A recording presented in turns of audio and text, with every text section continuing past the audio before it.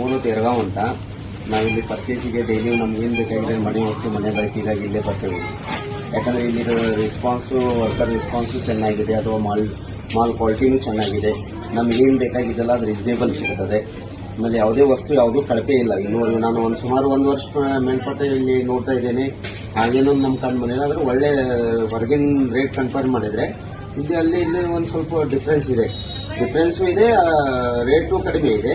ಹಾಗಾಗಿ ಮಾಲ್ ಕ್ವಾಲಿಟಿನೂ ಚೆನ್ನಾಗಿದೆ. ಅಥವಾ ಇಲ್ಲಿನ ಏನು ನೇಚರ್ ಇದೆಯಲ್ಲ ಇದು ನಮ್ಗೆ ತುಂಬ ಲೈಕ್ ಆಗಿದೆ. ಹೀಗಾಗಿ ನಾವು ಈ ಮಾರ್ಕೆಟಿಂಗ್ ನಾವು ಮೆಚ್ತೇವೆ. ಹೀಗಾಗಿ ಹೊರಗಿನ ಜನರಿಗಾದರೂ ಹೇಳ್ತೇವೆ ನಾವು ಇಲ್ಲಿ ಮಾರ್ಕೆಟಿಂಗ್ ಮಾಡ್ರಿ ಅಂತ.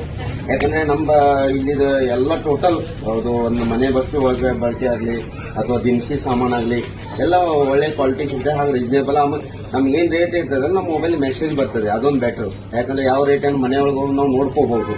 ಆ ಹೊರಗಿನ ರೇಟು ಇದು ಕನ್ಫರ್ಮ್ ಮಾಡಕ್ಕೆ ಇದೊಂದು ಒಳ್ಳೆ ಅವಕಾಶ ಕೊಟ್ಟಿದ್ದೀರಿ.